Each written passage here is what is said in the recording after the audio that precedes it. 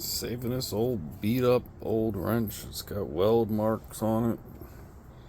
It's old, it's rusty, it's crusty, beat up. But let's save it because I can still use it. Take a little rust penetrator. Spray that bad boy up. Let that sit. I'll free that wheel up real nice.